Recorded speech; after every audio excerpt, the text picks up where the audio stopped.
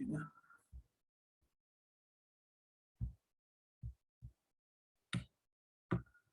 Question number 12।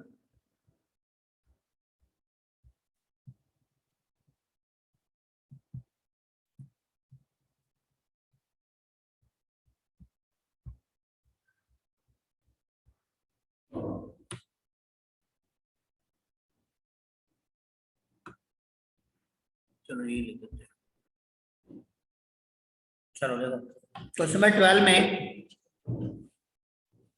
ये दिया हुआ है आपको कि ए बी सी डी जो है वो एक ट्रेपीजियम है यहाँ पे, ठीक है। तो ए डी बी सी के इक्वल भी है, ए डी बी सी के इक्वल भी है। तो show that angle A equal to angle B. देखो हमने क्या किया यहाँ पे ना, कंस्ट्रक्शन करी है। एग्जाम में नहीं दिया होगा डायग्राम ये, मान लो, ठीक है। एग्जाम में मान लो नहीं दिया हुआ तो आपको क्या करना है, ट्रेपेजियम बनाना है, उसको आगे एक्सटेंड करना है और ये एक लाइन पैरेलल ड्रॉ करनी है। देखो लिखा हुआ है, ये आपका एक तरीके से ना हिंट की जगह आप उसको डालो कंस्ट्रक्शन में, ठीक है, कि कंस्ट्रक्शन हमने करी है, ये पैरेलल लाइन ड्रॉ करी है। अभी का ये पैरेलल है तो एडी और सी इक्वल होगा। देखो प्रूफ कर रहे हैं यहाँ पे। सबसे पहले को एडी जो है वो इक्वल टू सी होगा। क्यों? क्योंकि A D C E is parallelogram,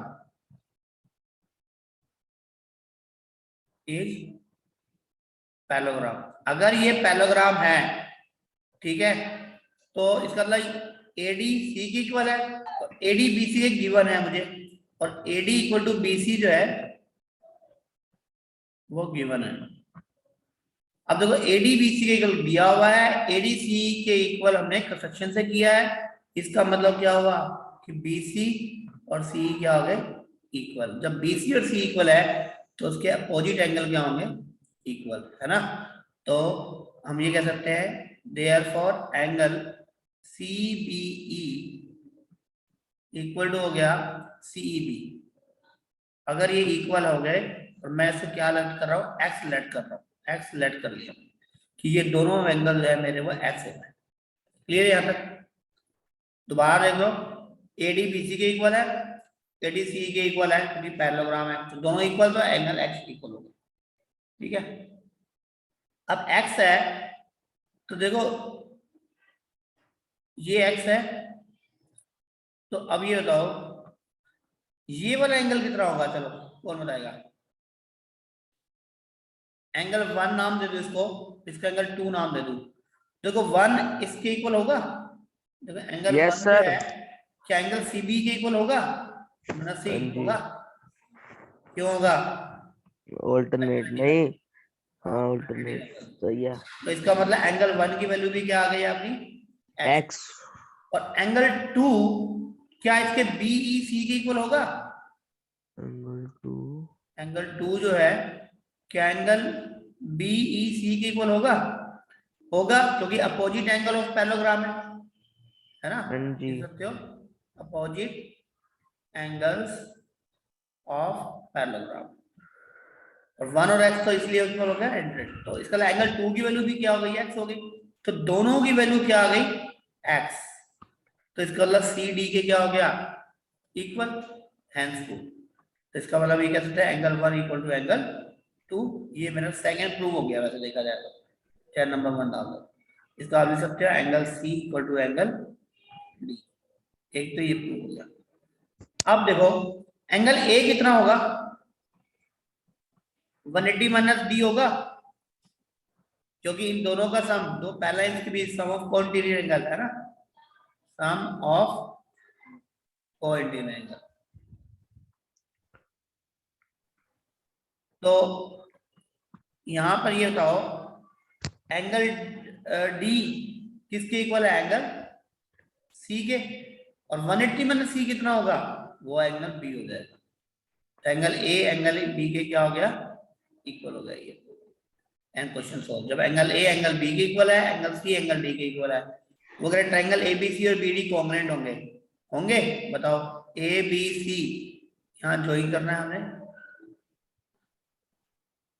और बी ए डी BAD ये वाले, ठीक है।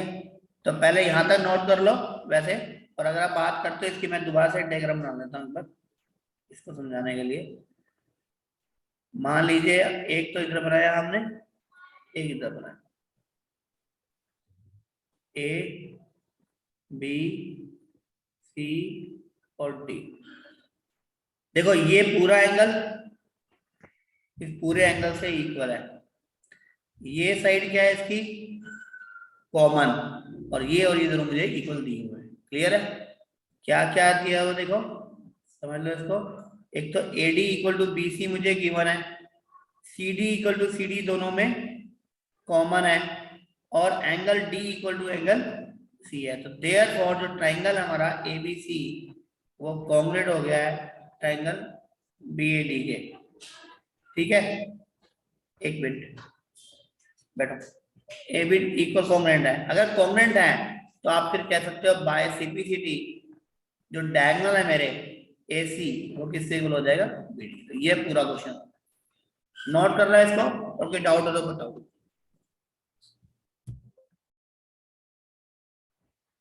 A B और C,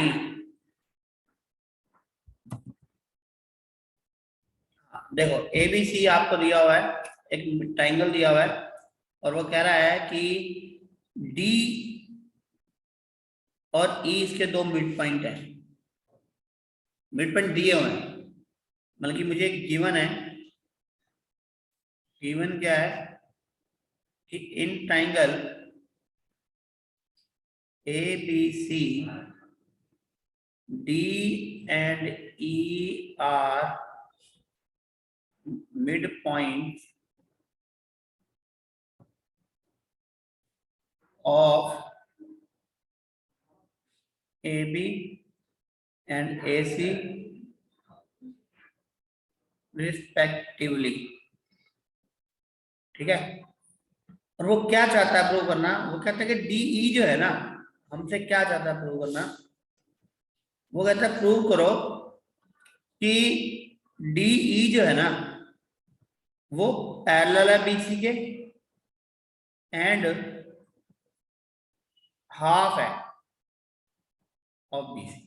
दो चीज प्रूव करना चाहता है कि दो साइड्स के मिड पॉइंट को मिलाने वाली जो लाइन है वो थर्ड साइड के क्या है पैरेलल भी है और उसके हाफ भी। क्लियर है थ्योरम? ठीक है, अब इसको प्रूफ कैसे करेंगे हम, उसके लिए हम कंस्ट्रक्शन कर लेते हैं। हम क्या करते हैं, एक लाइन पैरेलल लाइन लेते हैं, ये इसका पैरेलल लाइन लिया आपने, तो हम कंस्ट्रक्शन कर लेते हैं। पहले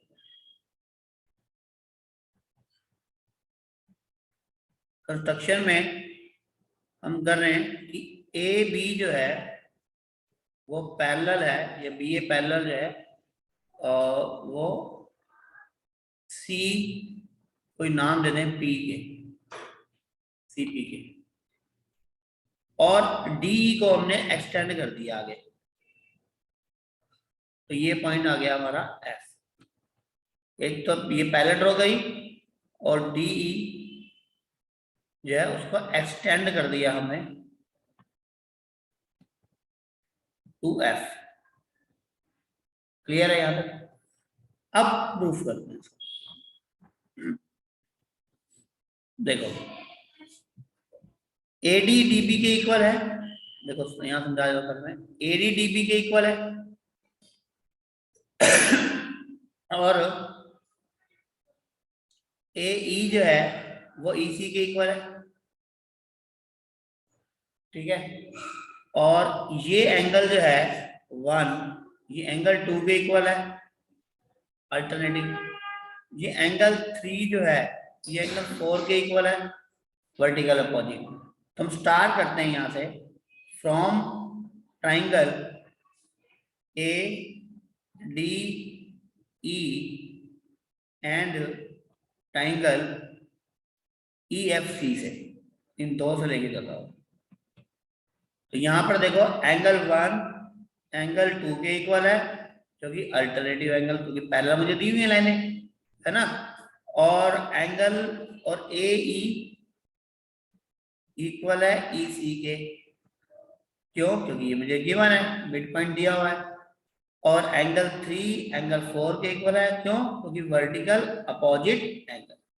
तो इसका मतलब बाय ASA दोनों ट्राइंगल जो है मेरे ADE जो है वो कॉन्ग्रेट हो गया है किसके? EFC के। और जैसे ही वो कॉन्ग्रेट होगा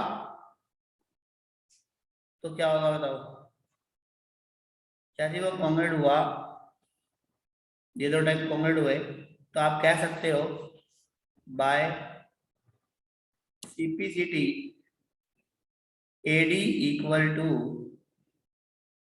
CF कह सकते हैं। मगर AD जो है वो CF के क्या हो गई? इक्वल हो गई। ठीक है। और AD जो है, देखो सिंस AD जो है वो इक्वल है DB के, क्योंकि मुझे गिवन है ना D मिड पॉइंट है, तो AD और DB इक्वल है।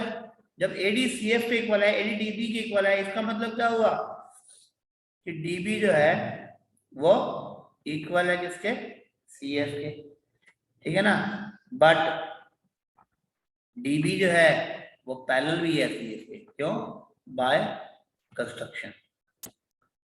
तो DB CF के इक्वल भी होगी, DB CF के पैरेलल होगी। इसका मतलब क्या हुआ कि ये क्वाड्रिलेटरल है आपका DBCF इज पैरेललोग्राम। अगर ये पैराग्राम है तो इसका मतलब क्या हुआ बताओ?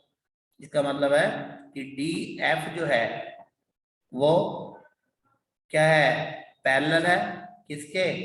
BC के। एंड DF जो है वो क्या है? इक्वल है BC के। ठीक है। अब DF जब पूरी की पूरी देखो, DF जो है वो BC के पैरेलल है, तो D भी तो पार्ट है उसका। इसका मतलब क्या हुआ? हम कह सकते हैं कि DE जो है वो पैरेलल है BC के। एंड लेकिन DF क्या है? D का डबल है, 2DE है, तो BC के। इसका मतलब DE इक्वल टू क्या आ गया आपका? D इक्वल टू हो जाएगा, यहाँ पे DE है, जगह यहाँ पे नहीं है, यहाँ ये लास्ट लाइन ना यहाँ लिख रहा हूँ मैं यहाँ पे। तो इसका मतलब ये आएगा कि DE जो है वो पैरेलल तो है BC के, और DE जो है वो हाफ है BC। ये 2D क्यों हुआ जानते हो? जैसे जब वो कॉन्ग्रुएंट हुआ ना, तो DF EF के इक्वल भी होगा। जैसे AD CF के इक्वल लिखा ना, तो मैं यहीं पे बाई CPD यहाँ डाल देता हूँ मैं, DE वो EF के इक्वल हो जाएगा। ये और ये दो नंबर, तो ये इसके पार्ट के इक्वल और ये इसके इक्वल बाय CPD। तो यहीं से हमने यूज किया इस रिजल्ट को और लिख दिया। यहाँ से लास्ट लाइन यहाँ पे, यहाँ पे BC, और ये आपका हो गया हैंस प्रूफ। ये इसके बाद की जो लाइन है वो यहाँ है। सिंपल सा है, कंस्ट्रक्शन करनी है, इन दो ट्रायंगल को कॉमेंट बताना है, जिससे AD CF के इक्वल हो जाएगा और DB के CF के इक्वल हो जाएगा। जब ये इक्वल और पैरेलल हो जाता है तो ये पैराग्राफ बन गया। तो DF BC के क्या हो गया? इक्वल भी और पैरेलल भी।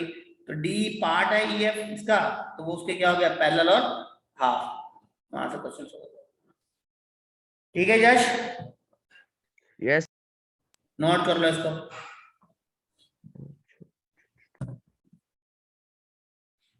देखो इसमें क्या है क्वेश्चन नंबर 1 में कि वो कह रहा है कि ABCD is a quadrilateral.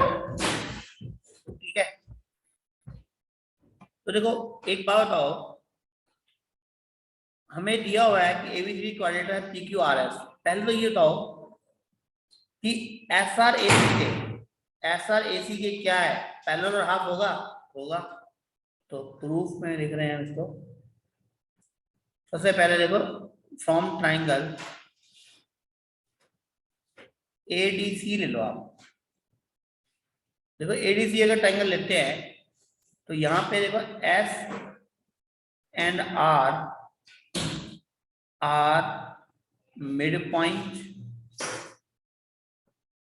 of AD and CD respectively देखो since therefore by mid point theorem, mid point theorem जो एस आर है वो पैरेलल टू होगा AC एंड एस आर जो है वो हाफ ऑफ होगा AC। ठीक है, अब देखो सिमिलरली इन ट्राइंगल जो ABC है, P and Q are mid point, तो therefore by mid point theorem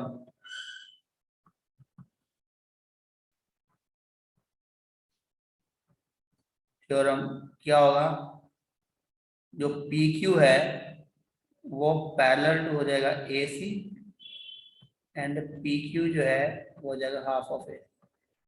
दो रिजल्ट आ गए, एक तो ये और एक ये। तो अब यहाँ पे क्लियर है फॉर्म 1 एंड 2, जब SR AC के पैरेलल है, यहाँ पे PQ भी पैरेलल है, तो इसका मतलब क्या होगा कि SR जो है वो PQ के क्या हो गया पैरेलल, और SR जो है वो PQ के इक्वल भी हो गया, क्योंकि दोनों हाफ ऑफ AC है।